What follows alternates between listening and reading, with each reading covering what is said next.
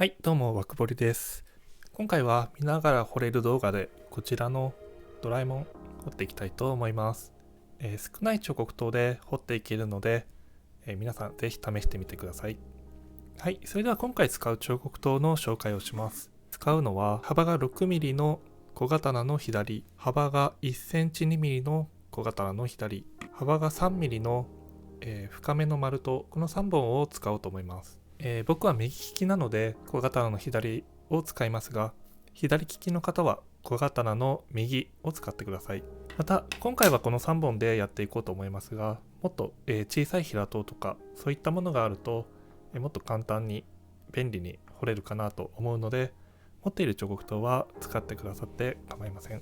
それでは次、道具の紹介をしていきます。はい、道具の紹介です。使うのは小さい差し金もしくは定規、赤ペン、シャープペンシルまたは鉛筆、小さいノコギリ、そして木材を切断する用のちょっと大きめのノコギリがあるといいと思います。はい、木材の紹介です。使う木材はダイソーで売っている切り材を使います。この木材じゃなくても、持っている木材でちょうどいいのがありそうだったらそちらを使っていただいても構いません。はい、こちらが今回用意した下絵になります。こちら概要欄にリンクを貼っておくので、そちらからダウンロードして、使う木材に合わせてプリントアウトして型紙を作ってください。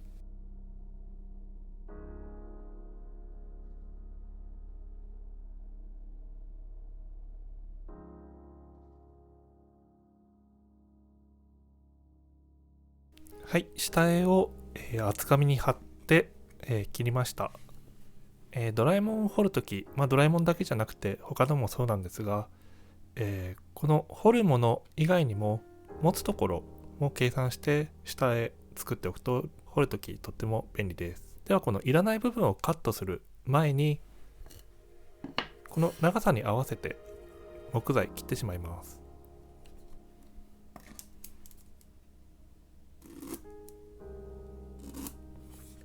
はい、それではこれでカットします。はい、木材を型紙の長さに合わせて切りました。で、この木材、4面あるので、一番綺麗な面を表面にしてください。表面が決まったら表面にマークをつけて、表面の上がこっちだっていうのを分かるように印をつけてください。それができたら木材に中心線を引きます。まずは正面。これは木材の、中心でいいです。これはだいたい3センチなので1センチ5ミリのところに中心線を引きます。中心線は何色でもいいですが、できればペンのような、指でこすっても色が薄れないようなものがいいと思います。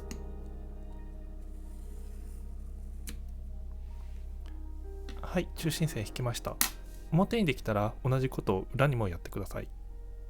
表面と裏面、中心線が引けました。次は側面、この2面に中心線を引きます。で、今回のドラえもんの横側、赤い線が中心線になるんですが、これは、この手の中心を、引いています。なので木材の中心っていうわけではないので、これは図面から、数字を引っ張ってきて木材に移してください。この場合、鼻先から、赤い中心線まで1センチ6ミリなので、木材も、正面の面から1センチ6ミリのところにマークをつけて、で線を引きます。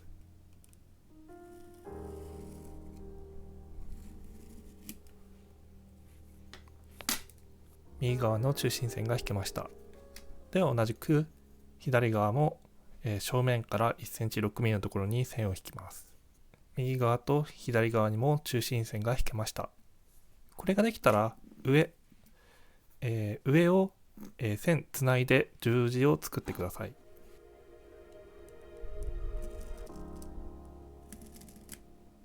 上の面に十字が引けました。ここまでできたら型紙の、このいらない部分を切っていきます。下絵からいらない部分を取り除いて型紙を作りました。で、この時のポイントですが、ドラえもんの頭、丸いですが、丸いものをカッターで丸く切り取らないで、だいたい八角形になるぐらいの直線で作っています。こうすることで荒彫りがとてもしやすいので、こういう風に型紙を作るといいかなと思います。同じように手や鼻、鈴、尻尾なんかは丸いですが、こういうのは、四角く作っています。小さいものなので、今の状態で八角形にしてしまうとちょっと形が崩れてしまうかもしれないので、四角くして、細かく彫る時になったら、丸く作っていこうかなと思っています。はい、それでは次に行きます。はい、ちょっとやり忘れていたんですが、この裏面にも、中心線を引いておいてください。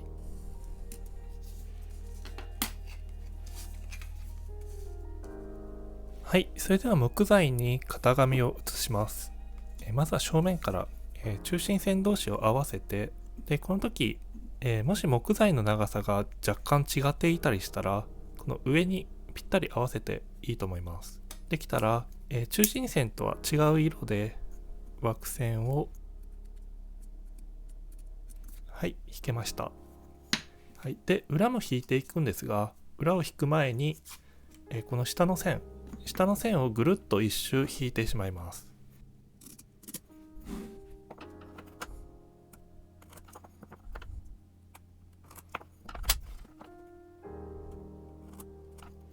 はい、木材にこの下の線がぐるっと一周引けました。これができたら、裏面を写します。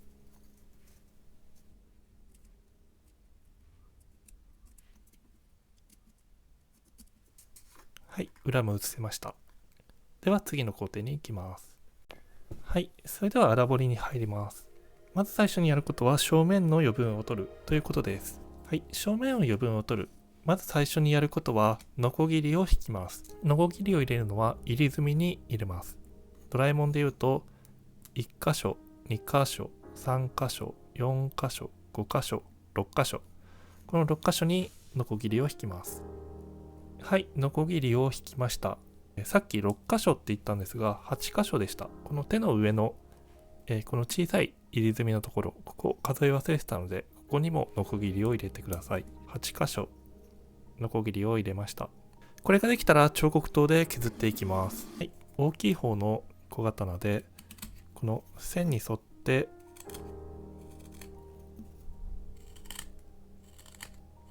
斜めに落としていきます。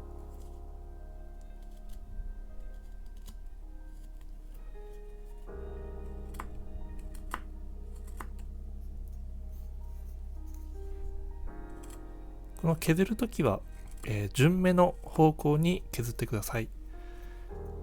順目っていうのは簡単に言うと、木目を邪魔しないで削る方向のことです。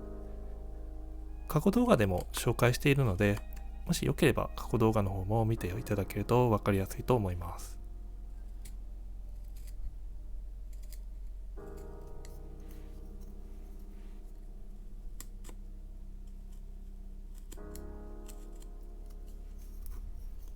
はい、線の外側を斜めに落としました。表面ができたら裏面も同じく斜めに落としてください。はい、表面と同じく裏面も、枠の外側斜めに落としました。これができたらこの外側の斜めになった部分を、平らにというか、つなげていきます。表面と裏面。この斜めの角度をだんだん倒していくように削っていきます。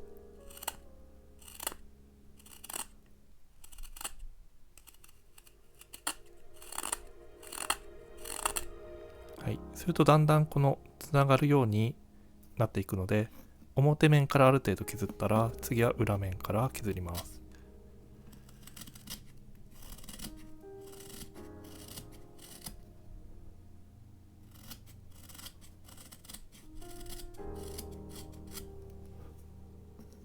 はい、1箇所だけですが、この表面と裏面がつながりました。今は何も引かずにやりましたが、この感覚が分かりにくいかもしれないので、ちょっと分からないなっていう時は、この枠のきついているところを側面に書いて、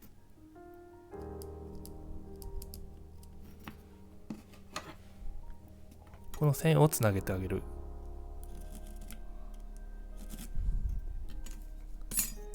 上側も、線が行き着いたところを書いて、つなげてあげる。はい。そうすると削る線っていうのが、目に見えて削る前から分かるので、この内側を削ってあげればいいっていうのが分かるので、やりやすいかもしれないです。この方がやりやすい人は、線を引いてやってください。ではとりあえず削っていきます。はい、だいたい取れたので、一周ぐるっと回してみます。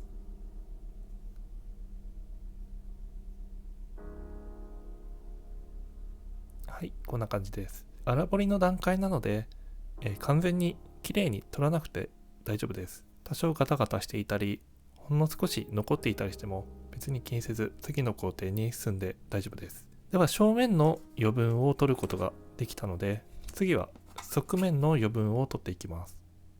図面を写すんですが、その前にこの消えてしまった中心線を引き直します。中心線は消えてしまうので、その都度書き足すようにしてください。中心線引き直せたら、側面の型紙を写します。最初に書いた下の線と型紙を合わせて、頭のてっぺんと木材のてっぺんが同じ高さになるように目線を移して、それで、型紙を写します。この時、ペンよりも鉛筆やシャーペンの方が書きやすいと思います。正面の余分の時と違って、木材と型紙の間に隙間ができているので、少し写すの難しいですが、時間をかけていいので、できるだけ正確に写してあげてください。はい、図面を写せました。これができたら反対側も写します。はい、側面の図面を両面とも写すことができました。これができたら正面の時と同じく、まずはノコギリを入れます。ノコギリを入れる箇所は同じく入り済み。ドラえもんの場合は、この1箇所、2箇所、3箇所、4箇所、5箇所、6箇所、7箇所、8箇所、9箇所、この9箇所にノコギリを入れます。側面の絵に合わせてノコギリを入れました。ここまでできたら、正面の時と同じように、枠の外側の部分を斜めに落とします。側面の、枠の外側を両方とも斜めに落とすことができました。これができたら正面の時と同じようにこの斜めの角度を倒していってつなげます。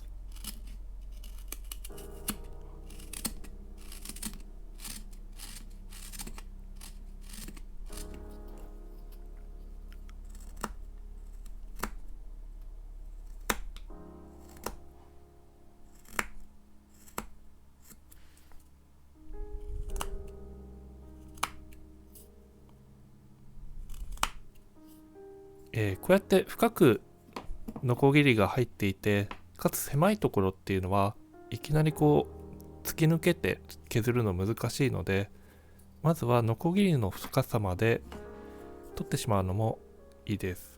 こういうふうにノコギリのところまで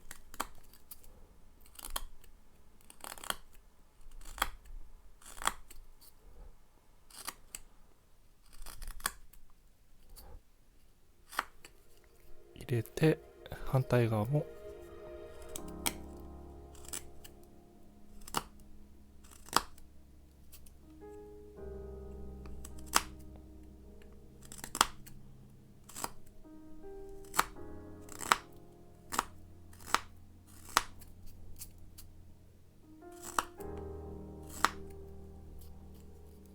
これでだいぶ取る量が減ったので、こうやってついて取るのも楽になりました。はい、でこの尻尾の下の部分は、今使ってるのみでは狭すぎて入らないので、これは後で取れるようになるので、今はこのままでいいです。ではこれで、側面から見た時の余分も取ることができました。次の工程に進む前に消えてしまった中心線を引き直すようにしてください。正面の余分と側面の余分を取ることができました。一度一周ぐるっと回してみます。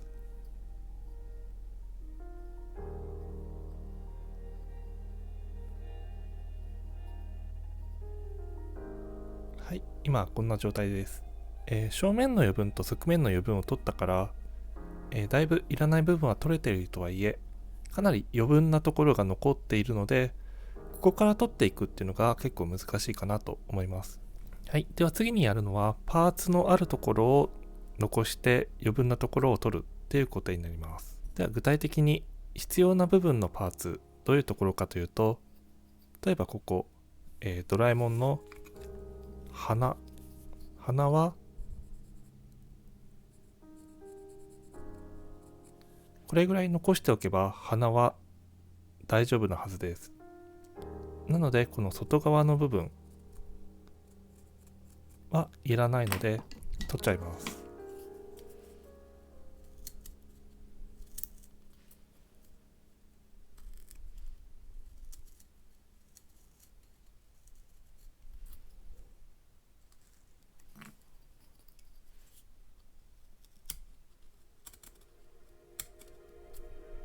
まだまだ、全然大きいですが、とりあえずはこれでいいです。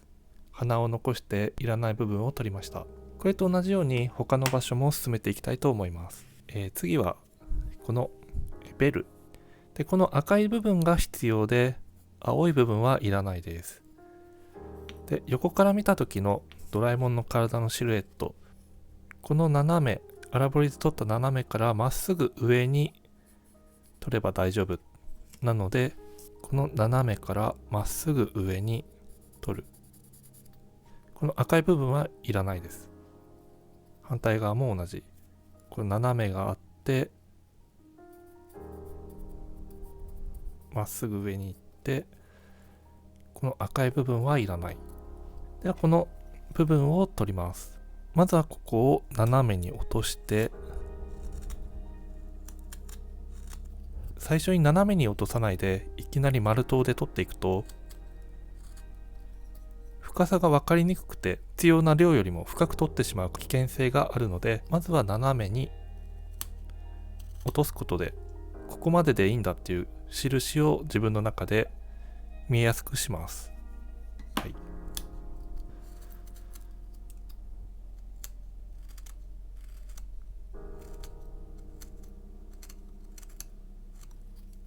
はい、である程度量が取れたら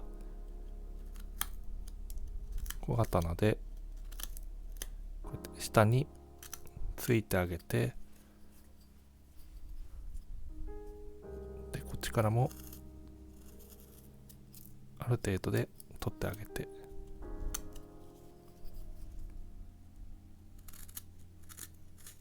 はい、これでベルが入っているところのパーツが出ました。正面から見た時の、鼻とベルは出ました。次横から見た時、この手がありますね。手を掘り出します。で今回中心線はこの手の中心を通るように中心線を引いているので、ここを中心に腕があるっていうことになります。この腕、丸い太い部分が7ミリ、だいたい7ミリなので4ミリ4ミリ取って、この黒い線の内側に腕が入っています。なのでこの外側はいりません。こっちもいりません。正面から見たとき、ドラえもんの体は、この荒彫りの線からまっすぐ上に引っ張れば必要な分は残っているので、荒彫りからまっすぐ上に引っ張る。はい。で、この赤いところはいらないっていうことになります。反対側もそう。この荒彫りからまっすぐ上まで引っ張ってあげて、ここはいらないので、この赤い部分はいりません。さっきのベルの時と同じように、まず斜めに取ってあげて、その後、丸刀で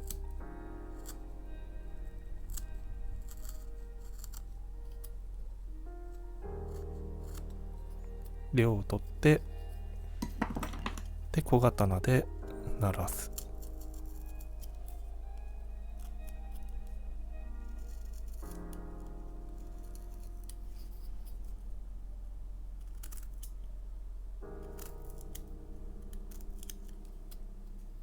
はい。反対側もそう。まず斜めに取って、丸刀で落として、両を取って、で小刀で鳴らす。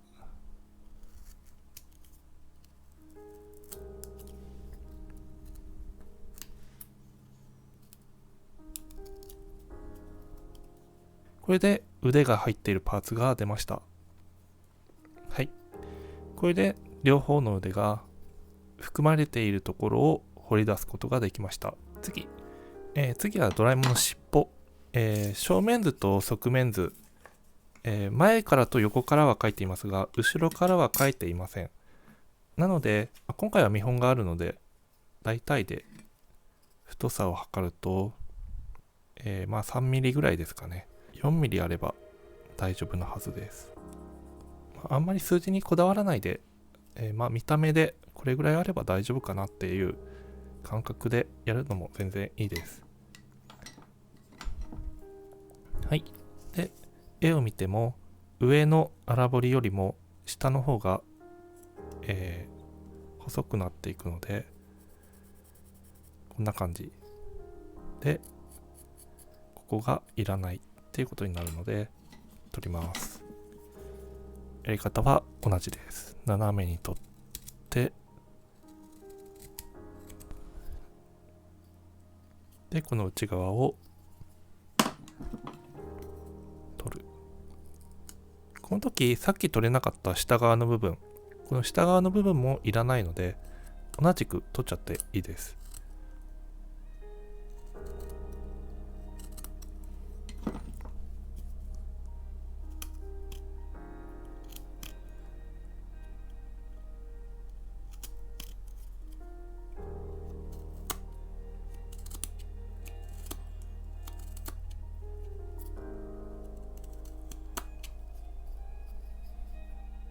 はい。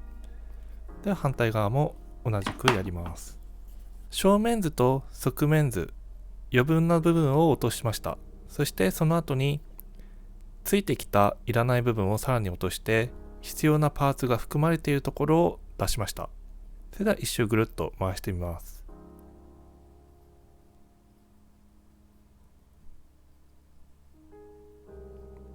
はい。今こんな感じです。それではここからは斜めを取るという固定に入っていきます。で、斜めを取る、明らかにいらない部分を取っていきます。例えばドラえもん、完成形は上から見るとこうやって丸いので、比べてみるとこの角張った部分っていうのは確実にいらない部分です。こういうところを全体的に取っていきます。順番は特に決まっていないので、お好きにやっていただいて構わないんですが、僕は、たくさん取れる取りやすいところからやっていきます。なので今回はこの頭の部分、さっきも言ったように、この角張った部分はいらないので取ります。で、四角いものから、こういう角材のような四角いものから丸いものを掘り出すときに、いきなり丸を狙ってこうやって丸く削ろうとするとうまくいきません。たとえ1箇所うまくいったとしても、次の箇所では違うカーブになって歪んだ丸いものになってしまいます。なのでまずは四角から八角を目指します。角を落とす。まず1箇所落としました。これを4箇所続けて八角形を目指します。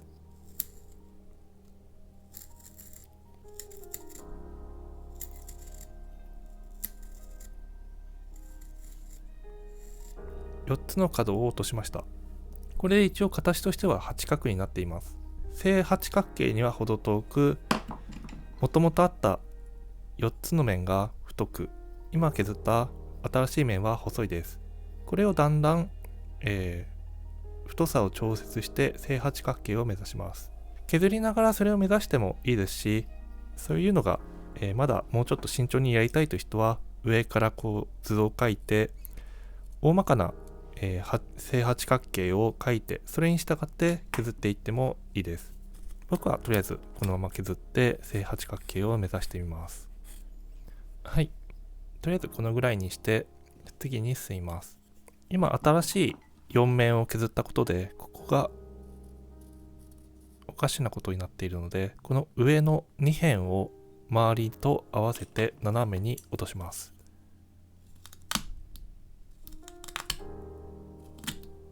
こんな感じ。下もこんな感じ。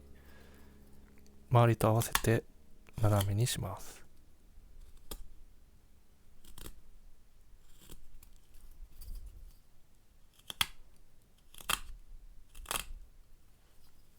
僕は今逆手に持って削ったりしますが、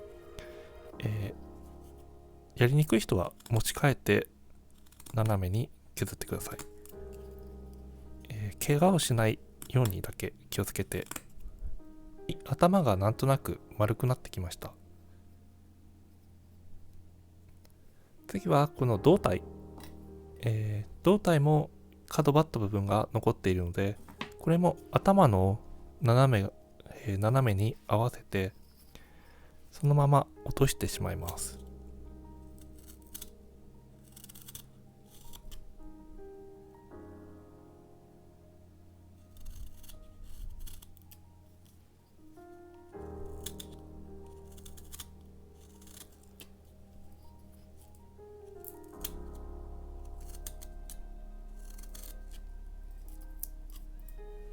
はい。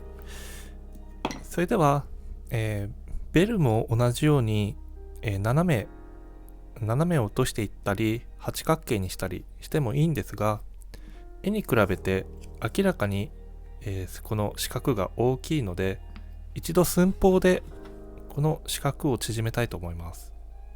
もともと絵に描いてるベルの一番太い部分、これはだいたい6ミリぐらいになっています、直径が。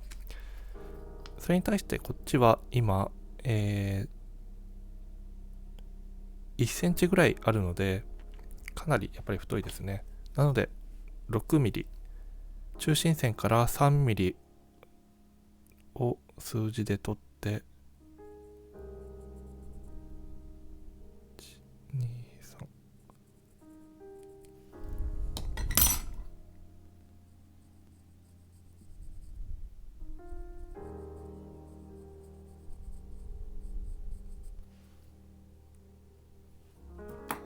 はい、これで縮めてしまいたいと思います。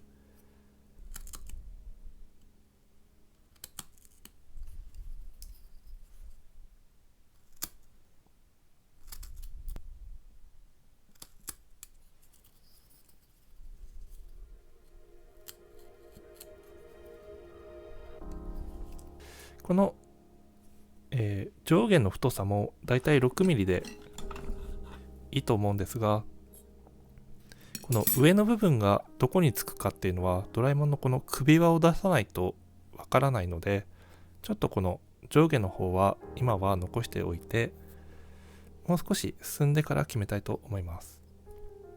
やっぱりこの首輪の位置、これが結構重要になってきそうです。首輪の位置、だいたいこの高さ、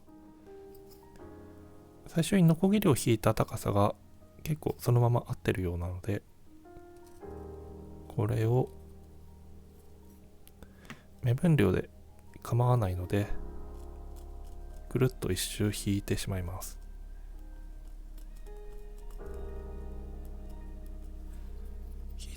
引いた後変に歪んでいないかを確認するために一回ぐるっと見て、ちょっと歪んでる。首輪がこの位置なのに、この後ろ、頭の後ろの、この斜めの部分っていうのが明らかに少ないので、ちょっとこれを取り直します。なんとなくの頭のシルエットが出たような気もするので、今まだ、角がかなり残っています。こういうところ。この角を、バランスよく取って丸に近づけます。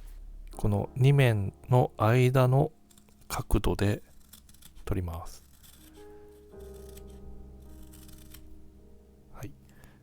この面とこの面の間の角を同じく中間ぐらいの角度で取ります。太さもバランスを見ながら、他の面に比べて極端に太くなりすぎず細くなりすぎず、バランスを見ながら、面の幅を決めます。はい。これでまだ角が残っているこっちの面に比べて右側はかなり丸く近づいています。この上の角も取っていいですね。上の角も取って、はい。ではこれを他のところもやります。はい。これで、角を落としたことによってだいぶ丸みが出ました。はい。これができたら上から見たとき、今八角形になっていますが、この角を落として十六角形になるように削ります。削る幅とか、角度とかはさっきと同じでバランスを見て、そのちょうど中間ぐらいになる太さ、角度で削ります。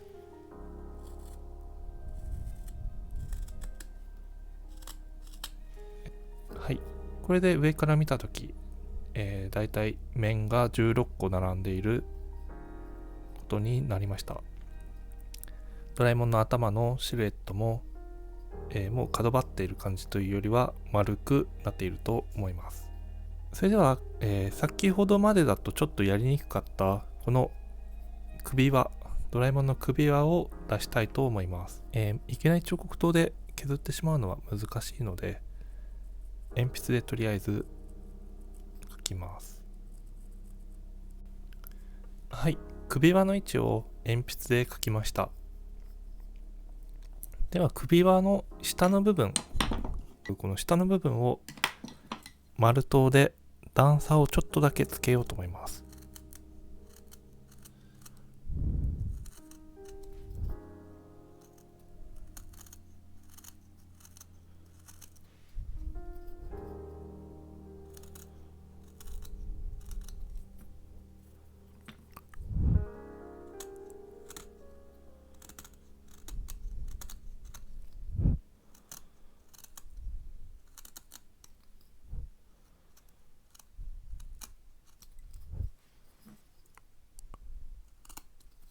はい。とりあえずですが、首輪の下の部分が出ました。で、下の部分ができたら、次は上の部分。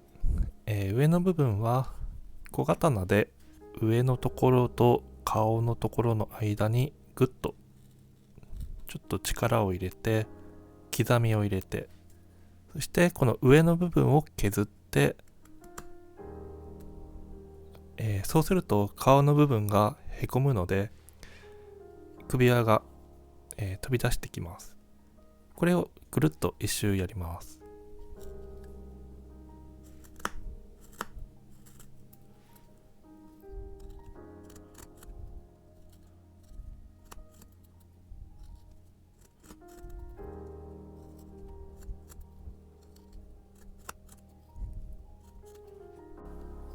はい、これで首輪が出ました。上も下も。はい、じゃあ次は腕をやりたいと思います。まずドラえもんの手は丸くここにあります。で、中心がこの赤い線なので、ここに丸を描きます。下絵の上では、ここがだいたい6ミリ。手の一番太いところが6ミリで、はい、だいたいこのぐらいの、手になると思います。反対側も描いてしまいます。まず一番太いところの6ミリを出して、これよりも外側にあったら、これはもう取っちゃっていいです。取って、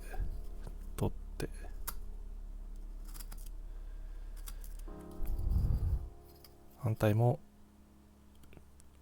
この一番太いところよりも外側にあったら取っちゃいます。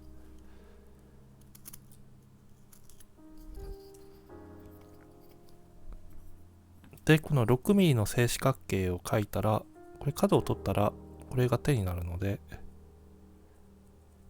こんな感じ。で、この手も、この首輪の下に入っていくので、この手の、丸い手の上のところから、ベルトに向かって取っちゃいます。斜めに。首輪の太さを守りつつ、この下側の角、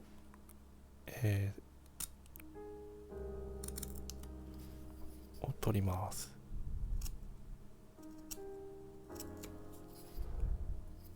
反対側も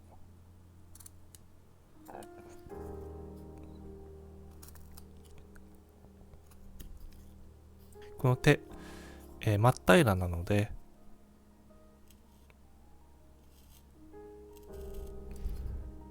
頭の時と同じように角を落として、この首輪の下側、さっき頭の上でやったようにぐっと小刀を力入れて刻みを入れてあげて、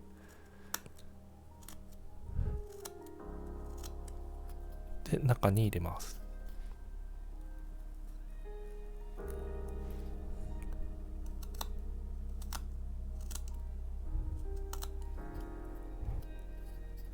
はい、でこの角張っているところを取ってあげて、で上側の手のまん丸い手の上側も角を取ります。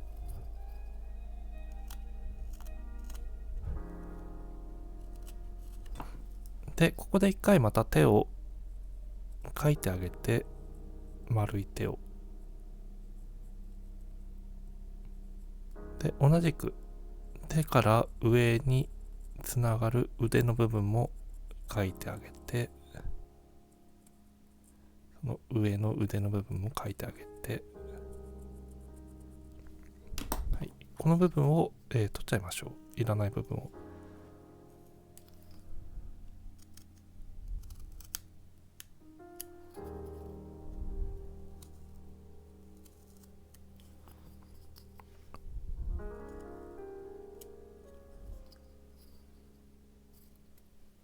はい、これで、腕が出ました。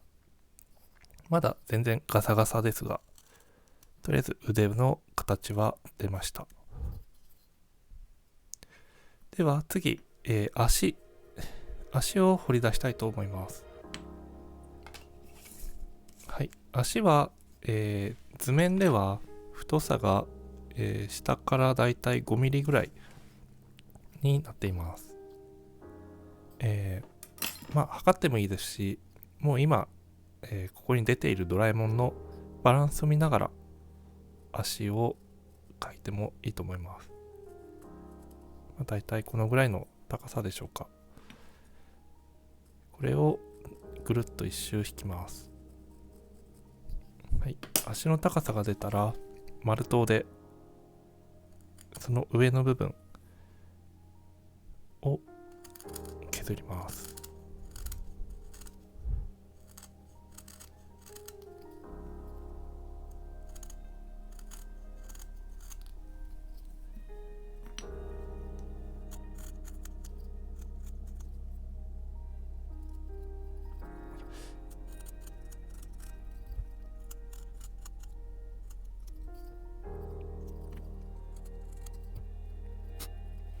はい、足のパーツを出しました。そしたら次は尻尾を出したいと思います。尻尾は側面の図を改めてこうやって当ててみると、かなり下の部分がなんか余分に取っちゃっています。なので改めてこれで尻尾の位置を割り出して、はい、この上の部分が尻尾がある場所になります。で下の場所はいらない。なのでちょっとノコギリで改めてこの線のところを切っちゃって、はい、で下の部分を、落とします。多分もうこのぐらいになったらこの彫刻刀で取れると思います。ただ下の部分を取るときに上に、変な力を当ててしまうと、繊維が弱いのでパキッと取れてしまうかもしれないので、ここ注意必要です。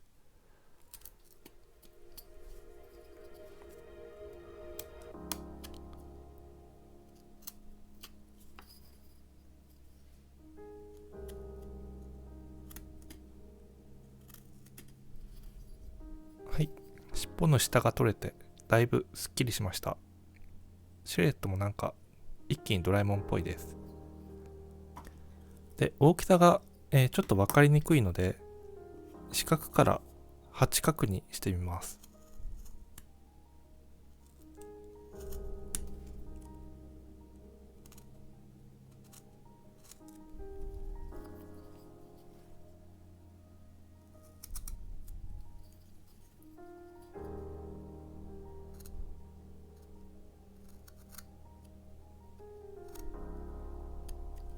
まあちょっと大きい気もしますが、まあ弱いところですし、ドラえもんの尻尾って結構シンボルな感じもするので、とりあえずこのぐらいでいいかなと思います。で、横から見ると、平らすぎるので、ここも、角を落として丸みを帯びさせます。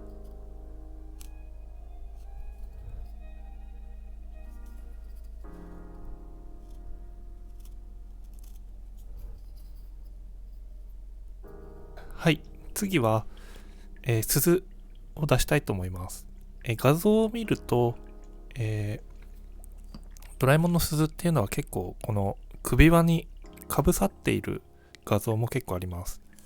で、後々はこのお腹のポケットとこの丸い白いところも、出さないといけないので、できるだけこのスペースは取りたいところです。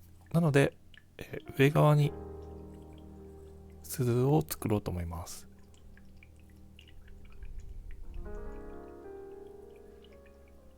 こんな感じで。なのでこの下側は、とりあえず一回取っちゃおうと思います。小刀で簡単にするか。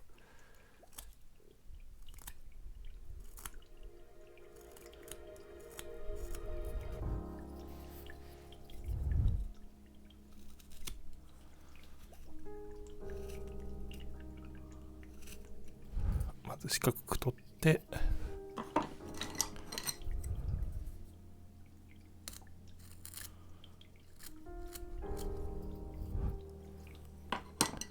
でその後この四角を、角を取って八角形にします。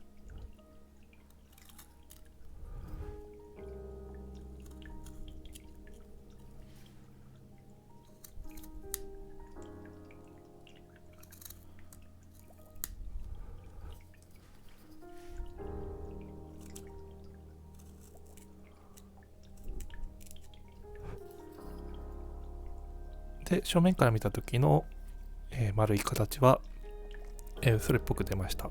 で、横から見た時はまだ、真っ平らなので、このまずは四方に角を取って、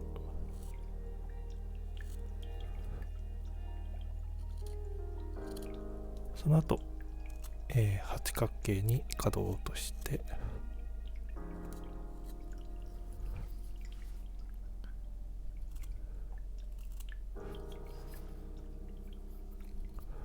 はい、多少丸くなりました。とりあえず、こんなもんでいいかなと思います。はい、次は鼻。鼻も、明らかに大きいです。最初の下絵で描いた鼻はだいたい4ミリなので、今実際にあるのが、7ミリぐらいあるので、だいぶやっぱり大きいですね。とりあえず左右を4ミリに合わせて、で、一回、簡単にドラえもんの顔を描いてみて、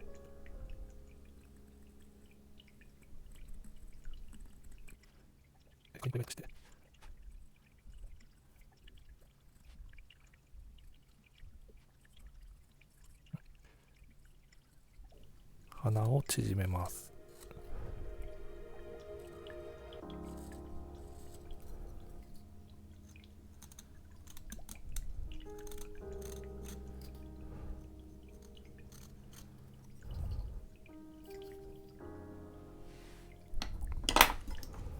はい。四角にできたら、正四角形っぽくなったら、また、今までと同じように角を取って八角形にします。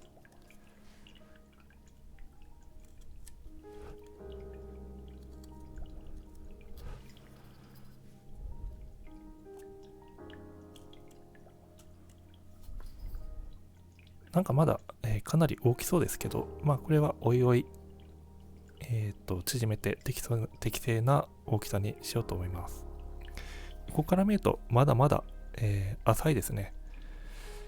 ただこの浅さ、今はまだやっちゃわないで、このひげを掘り出す時に、ここの間を取るので、まあ、その時にもうちょっと深さ調節したいかなと思います。では必要なパーツ、大まかなやつは、出たのでぐるっと一周回してみます。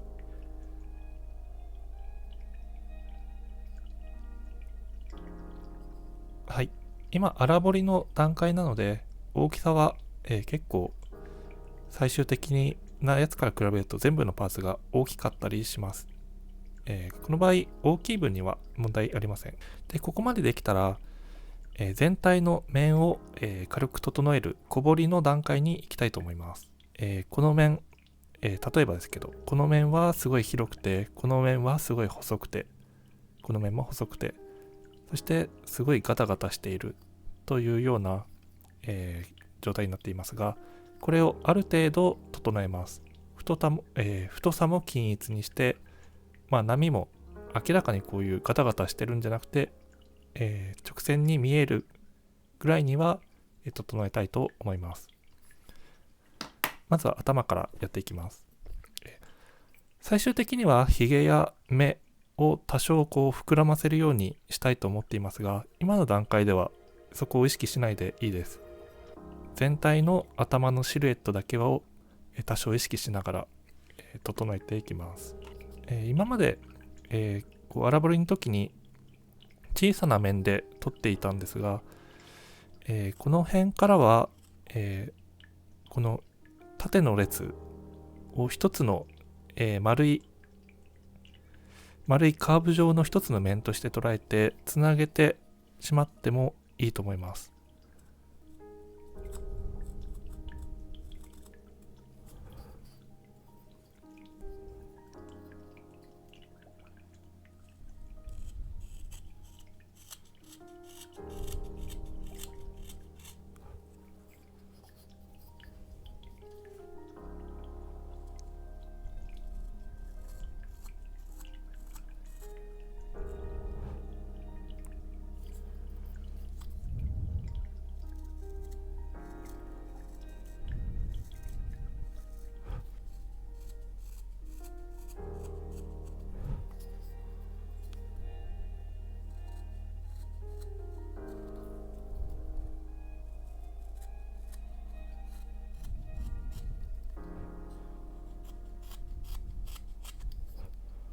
頭はある程度面は整えたので、これと同じことを体や手、ベル、尻尾、全体でやってみたいと思います。顔の時のひげや目と同じようにポケットなどはまだ気にしないでいいです。そういうのはまた後から掘り出すので、とりあえず今ある形のまま面を整えていきます。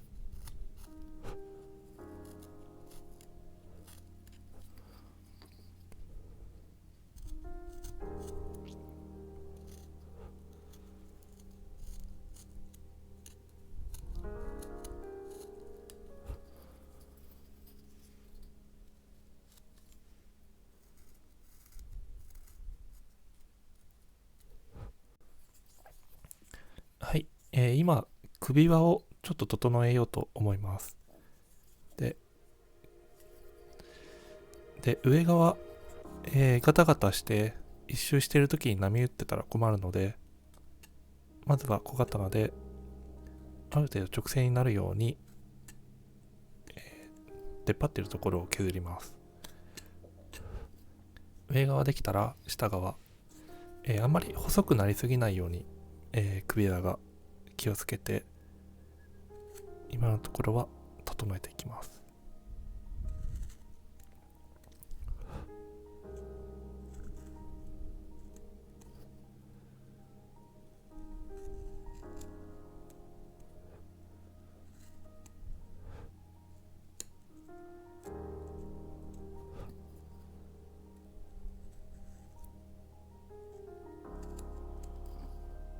はい。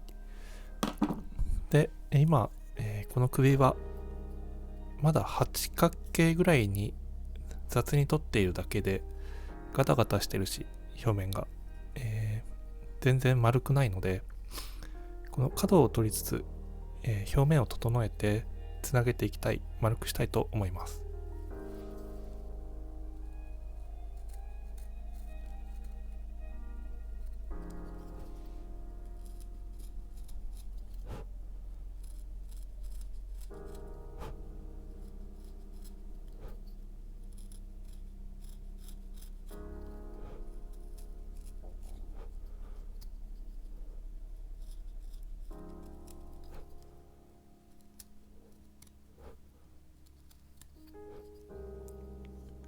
はい、首輪がある程度整いました。これもまだ全然完璧じゃないですが、このぐらい整ってれば今の段階ではいいかなと思います。この鈴とかももう一つの面にしてしまっていいので、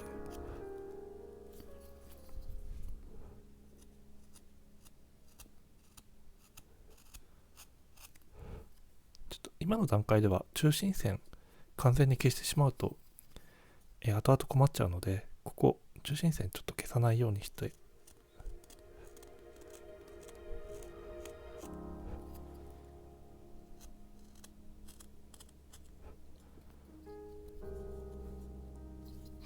はい、鈴も、角を取っていって丸くしました。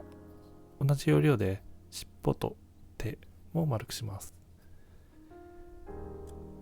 で、今、鈴を丸くするのにも小刀を使って、頭の時と同じように面を並べていって、その角を取っていって丸く見えるようにしたんですが、程よいサイズ、程よいカーブの丸刀があって、この手とかでちょうど使えそうなものがあれば、こういう風に刃裏を使って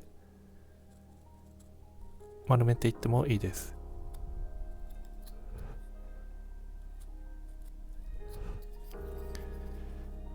サイズが合っていれば、このやっぱりもともとカーブになっているので、平らな小刀でやるよりも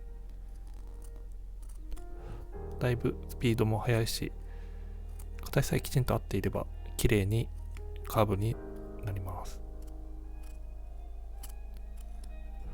ただちょうどいいのがあるかどうかは、運次第というか、狙ってできることではないので、小刀でやれるようになっていれば、それだけでできるようになるので、余裕があれば小刀で練習してみるのも便利かなと思います。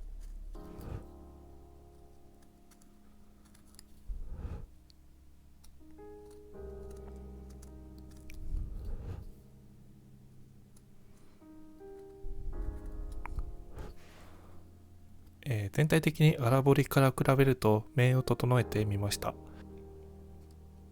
はい、で正面から見た時に、この体が太くて手が出ていない、なんていうんですかね、横から見た時は丸くなっているのに、正面から見ると手が体の中に埋もれてしまっているような感じになっています。これは結構バランスを見ながらやらないと失敗してしまいがちなんですが、ある程度は手を掘り出したい。でもあんまりやりすぎてしまうと体が細くなりすぎてみっともなくなってしまうっていう、すごいバランスを求められる、ところです。そんなに極端にならないようにできる限りちょっと体を細めたいと思います。ちょっと様子を見ながら薄く削って、中心線から見て左右のバランスおかしくならないように気をつけながら体を少し細めます。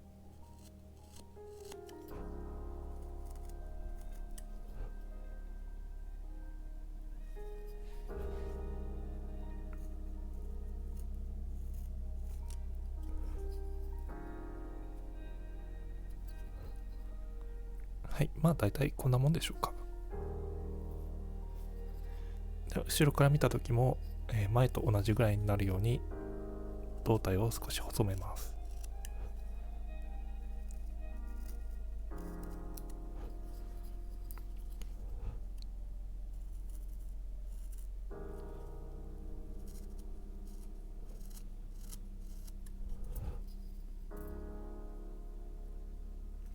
はい。で、これで全体のバランスが程よくなってきたなと思ったら、一度絵を描きたいと思います。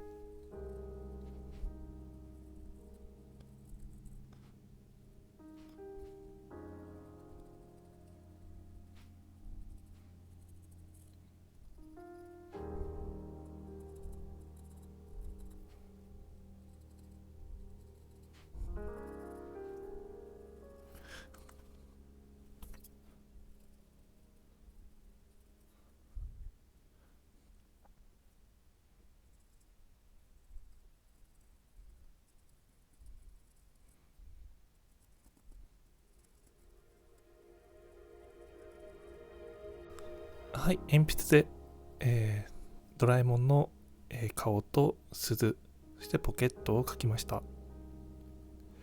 はい。で、なぜ今描いたかというと、ここから彫り出すものがあるからです。ひげで、鈴はこの中心の部分が膨らんでいて、周りをちょっと下げて、ポケットも彫り出しています。仕上げまでやる前、だいたいこのぐらいの小彫りぐらいの時に、彫り出してしまおうかなと思います。ひげは彫り出す場合、線で、木目が縦なのでちょっと強度が低いです。なのでちょっと気持ち太めに描いてください。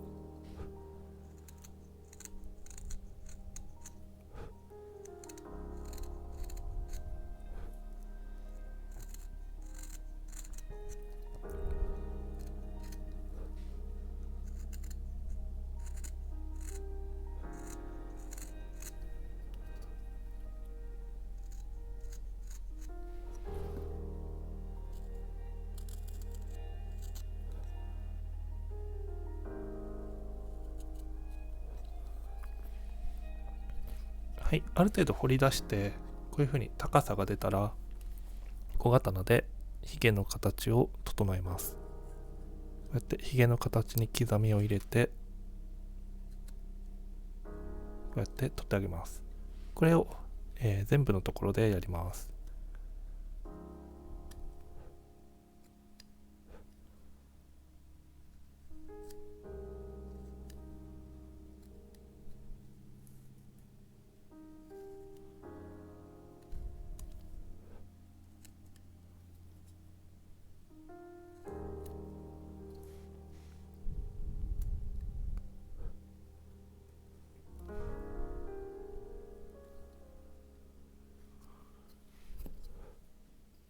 はい、ひげを彫り出しました。はい、同じく目を彫り出します。目も、周りを少し、丸刀で取って小刀で整えます。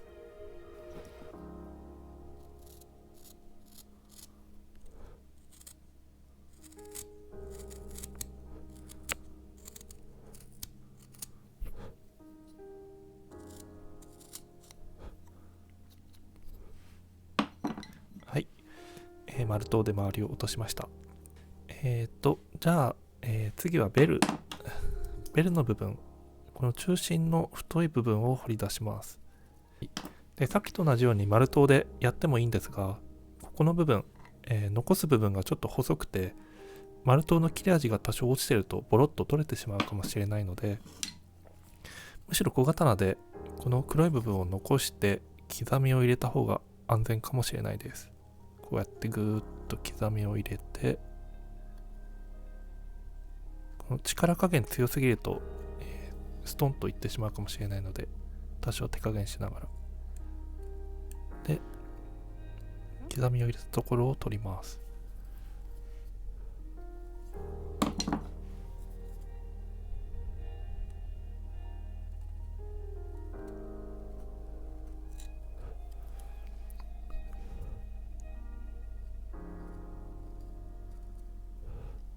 はい、で反対側、下側も刻みを入れて、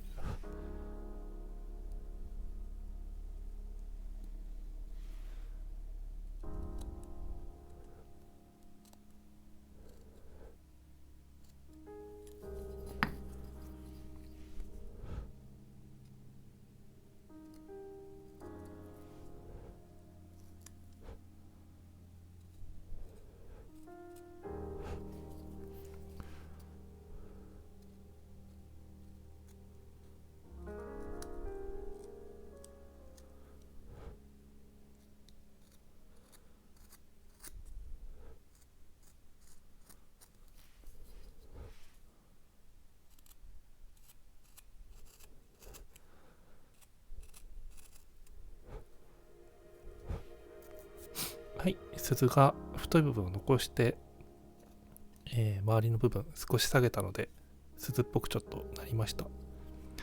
同じ要領でポケットも出します。ポケットは、上に鈴があるせいで丸太を通せないので、今と同じようにポケットの部分を残しつつ刻みを入れて、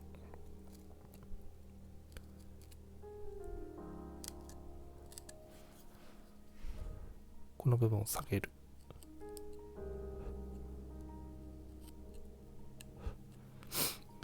で、下の部分も同じく、ちょっと難しいですけど刻みを入れて、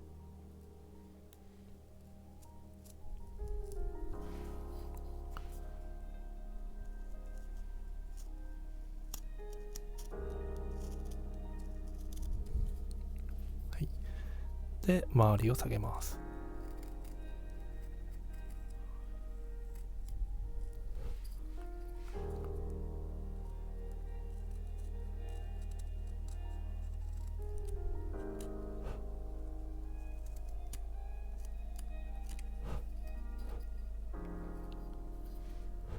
はい、これで一応ポケットが出ました。はい、ではさっきと同じように、角が立っているところを鳴らします。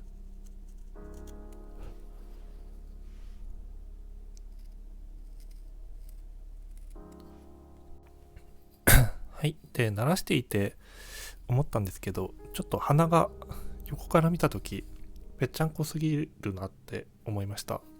でせっかくメモ、出したんですけど、一回、鼻をもうちょっと高くしたいと思います。で丸刀でもう少し彫ります。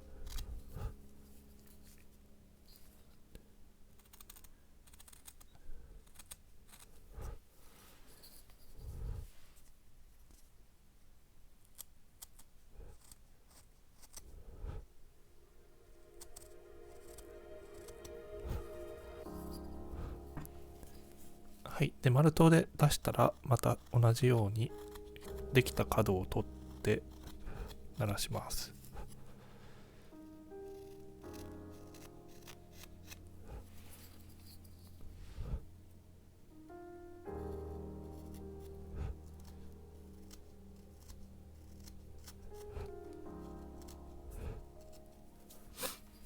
ひげは、残しといていいので、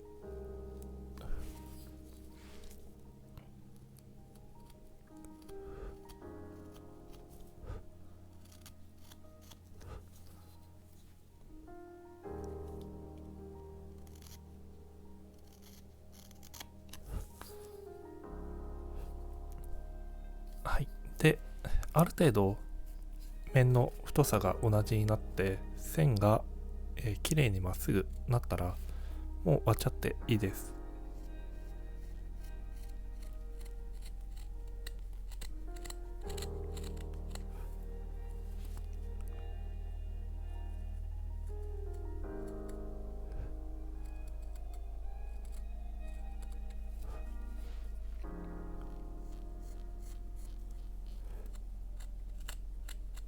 はい、面が細くなったので角が、緩くなって目立ちにくくなりました。理想は、これが全く見えなくなるまでできれば理想だと思います。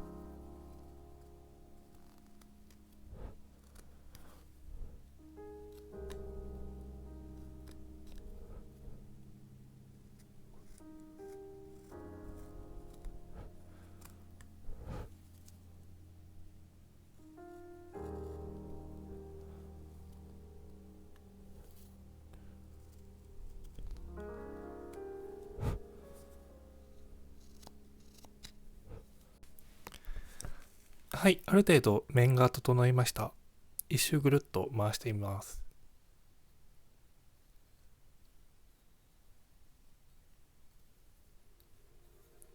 はい。で、ある程度整ったら、改めて、整えている間に描いた目とかが消えてしまったので、目や口、周りの、丸いところとか、また書き込みたいと思います。中心線も消えてしまったので、まあ気持ちでいいので中心を書いて、はい、目を描きます。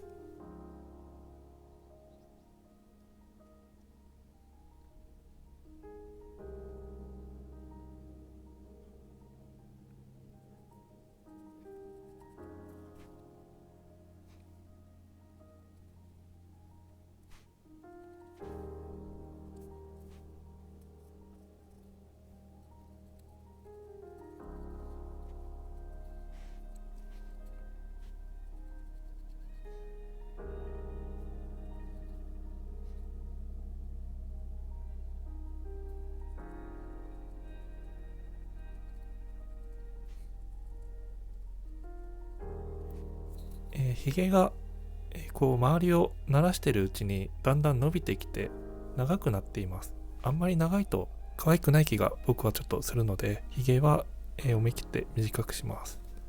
左右で長さだいたい同じになるように、こういうところは、まあ、刻むだけなのでいいんですが、目は少しだけ膨らませたいです。で、最初の小彫りぐらいの時にやったやり方、丸太を通してやるやり方だと、この段階でやってしまうと顔の形が変わってしまいそうなので、小刀で周りを下げます。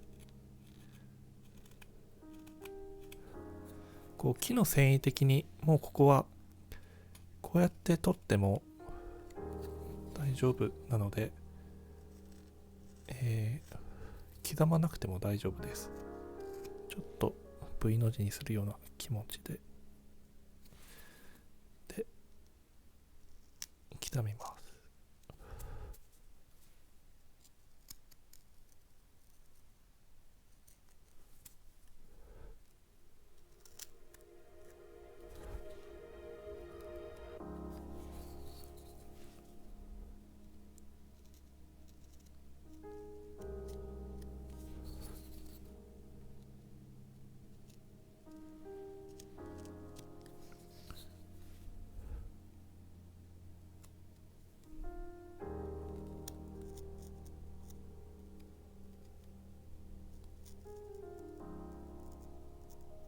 目はだいたいこれぐらいでいいかなと思います。ここからは口と、顔のこの周りの丸とお腹の丸、これを刻みます。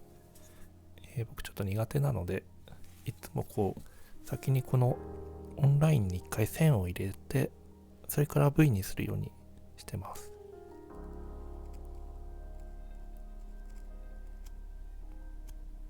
はい、でオンラインで一回入れたら、V を入れたら、もう切れてくれるので、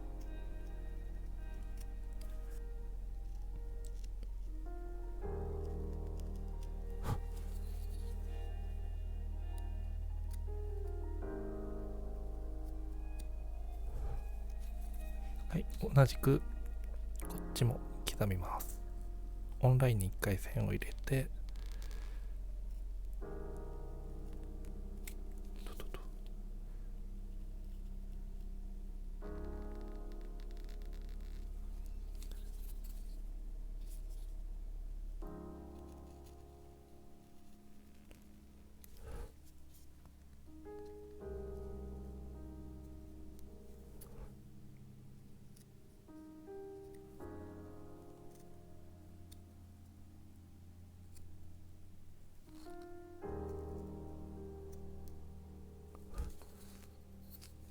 お腹も刻みます。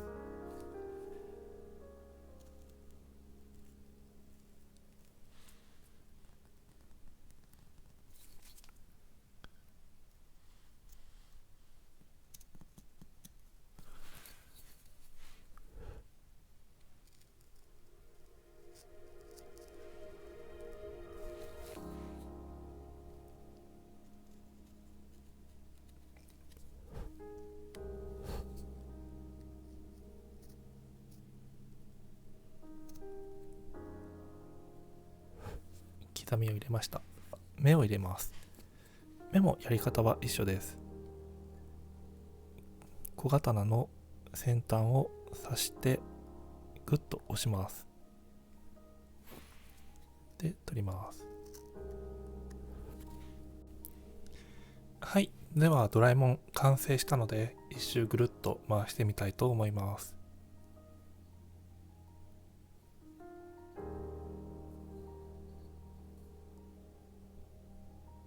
はい、完成しました。以前のドラえもんとちょっと比べてみます。はい。